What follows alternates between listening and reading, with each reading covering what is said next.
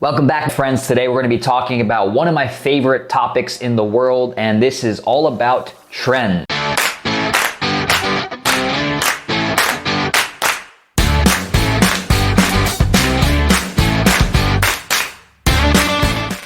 So in today's video, we're going to talk about 9 of the hottest digital marketing trends to watch out for in 2021. And I'll be talking about these so you can get ahead of the curve. If you are a marketer or a salesperson or you sell anything online, give me a like and you're gonna enjoy this video because you're gonna learn exactly where you should be putting your focus in 2021 in the digital marketing space. So let's jump right into it. Let's not waste any time. So number 1 is audio content.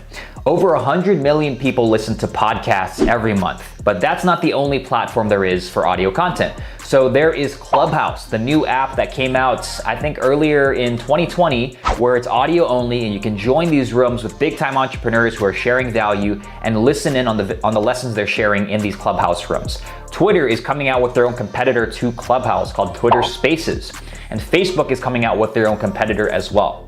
So the audio content industry is huge, and the reason people love it so much is because you can listen to audio content with whatever you're doing. So if you're driving, if you are doing chores around the house, you're doing something with your kids, or if you're just busy doing some other work on your computer, you can listen to audio content while you're doing all those things. And you don't have to be in front of a screen to do that. So audio content, if you create audio content or you are looking to get into the industry, huge trend for 2021, and it's only going to be going up. Number 2 on this list is live streams. In 2020, the live stream industry grew by 99%, and everyone knows video is the future. It's been on the rise for a while now, but in 2020, the live stream industry specifically grew by leaps and bounds, and it's because more people were at home in front of their computer than ever before. I don't have to share why.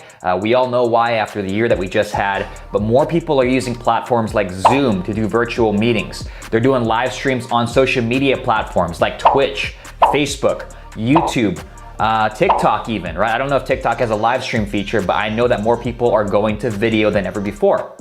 So the live stream industry is massive, and it's going to be growing, and it's going to be used in creative ways in 2021. So just imagine, right now we have late night infomercials where people are selling physical products to grandmas. But soon we're going to have people on platforms like Twitch who are using the platform to sell their own merchandise, their own gear, their own branded products. And we're going to see more and more creators and influencers and marketers start to do this. We're already starting to see that first wave come through where they're selling things on live streams. So that's number 2. So number 3 on this list is short form content. And this could be in the form of text, audio, or video. And the reason short form content is going to be a big trend this year is because attention is fleeting. We have very short attention spans, and short form content takes advantage of that, and it grabs you and it grabs your consumer or your reader quickly.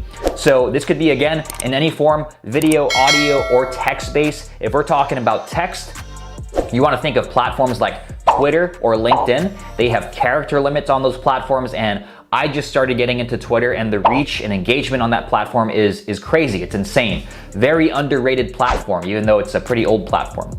If we're talking about audio content, I just talked about Clubhouse, and I just talked about podcasts. So you can create short form Clubhouse recordings or short form Clubhouse rooms or podcast episodes. If we're talking about video, you can think of platforms like TikTok or Instagram stories, right? Those are forms of short form content. And if you can get good at creating short form content and grabbing people's attention quickly, that is a very useful, powerful skill to have, and you're capitalizing on a trend that we're going to see in 2021 and even going into 2022. Now, number 4 on this list is email newsletters. And you guys know how much I love email. You know how much I love writing and publishing online. In my opinion, it is the highest leverage skill and habit that you can develop this year and beyond, is writing and publishing online. But why am I bringing up email newsletters as a trend? It's been around for a while. Well, recently, a company called Substack popularized the paid email newsletter model. And so basically what Substack is, you can be a creator, someone who creates content or has an email list, and you can go on Substack and charge your subscribers a monthly or annual recurring fee to see your premium emails and see your premium content. So it was popularized by Substack recently, and now companies like Twitter, I think they just released their own newsletter platform, and Facebook they're creating their own newsletter platforms that are native within their platform. So Twitter, they just bought this company called Review, I think it's called, and now you can create newsletters directly in the Twitter platform. You don't have to take somebody off to a separate site. You can go to Twitter, you can create a newsletter within that platform, and whenever someone reads your tweets, they can sign up for your newsletter directly there. So I think email newsletters are going to be a huge trend this year. It's coming back. Email is not dead, it's still king. And I think it's gonna be a massive trend for people who take advantage of this. Number 5 is personal branding. So people connect with other people. And if you're a founder or you're a business owner or you wanna create content, the best way to do that is creating your own personal brand and creating content consistently under that personal brand. So examples of people who have done this. You don't have to be an influencer to do this. So Russell Brunson, who runs a software company called ClickFunnels, you guys probably know this, he was a personal brand. He used his personal brand to grow ClickFunnels, right? So he created his own books, he wrote his own books, and he used those books to grow ClickFunnels to, I think they do over $120 million per year now. So instead of just selling software and hiding behind the company, he used his personal brand to grow ClickFunnels to a $100 million plus company who's valued now at over $1 billion. The company ClickFunnels is valued at over $1 billion now. A lot of it is thanks to Russell Brunson and his personal brand. So people connect with other people, and it doesn't matter what type of business that you run, right? A software company, a coaching company, a services company, or if you're just a content creator, right? A personal brand is a great way to grow your company and grow your customer base. So number 6 is user-generated content. Now, what is user-generated content? It's exactly what it sounds like. It's content that's generated from your customers or your users, your customers, or your clients. So this could be in the form of case studies, testimonials, results, stories, feedback, anything that comes from your customer base. You can take that and turn that into a piece of content, whether you're writing up something about it, whether maybe you're creating a compilation video of all your different customers who are shooting videos of the results using your product or your service, or even if you run an agency or you're doing services, you can go to companies who are sitting on all this user-generated content and not using it and offer to help them leverage it in their content marketing strategy to get even more customers by creating content around this user-generated content. So this is gonna be a massive trend this year, both for companies and individuals who can help these companies leverage that content even more. There's more people on social media than ever before who are taking pictures and sharing their results and sharing their stories. And if you can help companies use this in their overall marketing strategy or use it for your own company, this is going to be a huge trend. It's going to be a huge way to increase your customer base and your brand equity using this user-generated content. Now, number 7 on this list is something you probably haven't heard of before, and that is building in public.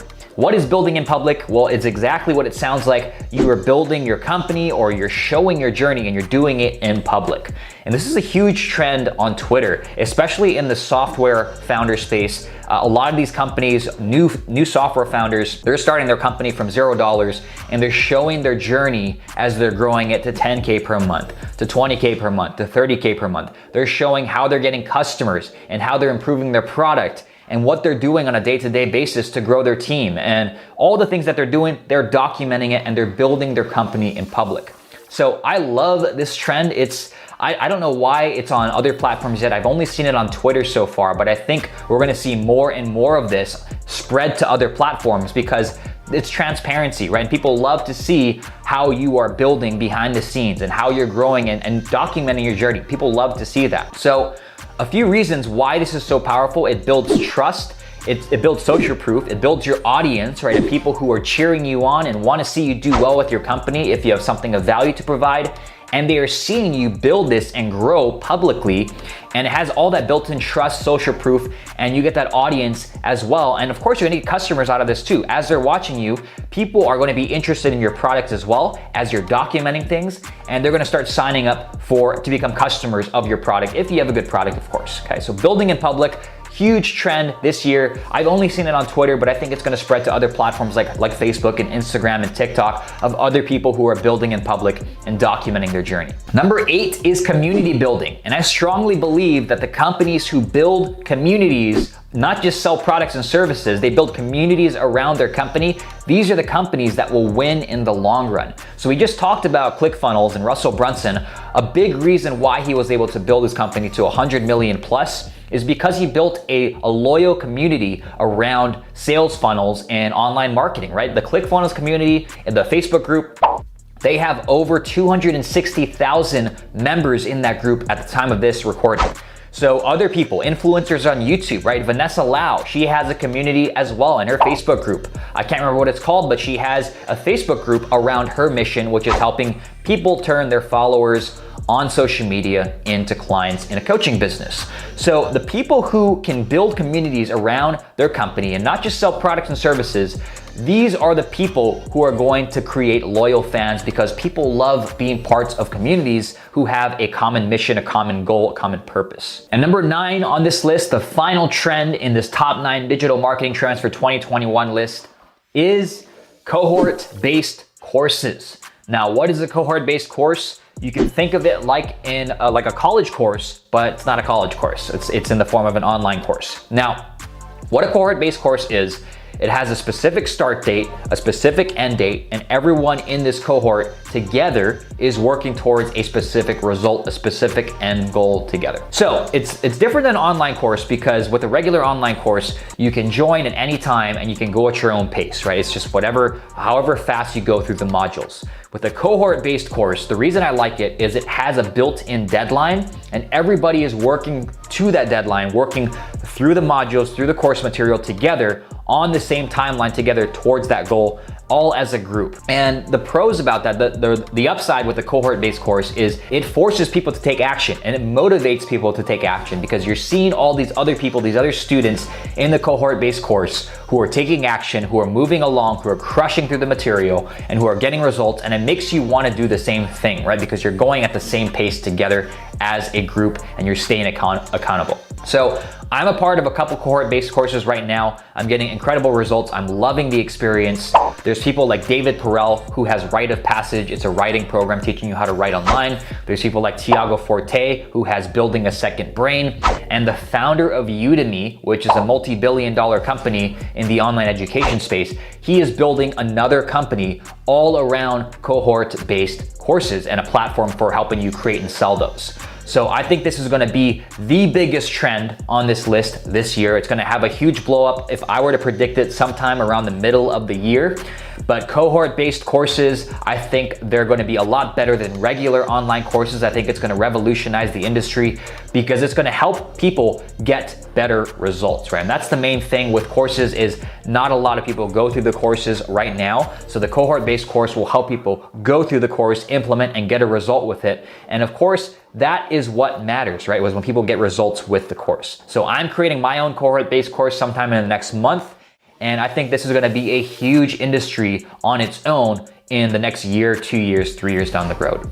If you guys enjoyed this, you got value out of this, give me a like and do me a favor, down below in the comments, let me know out of these 9 trends, which one you are going to be diving into and focusing on this year. Let me know in the comments below. I'd love to hear from you.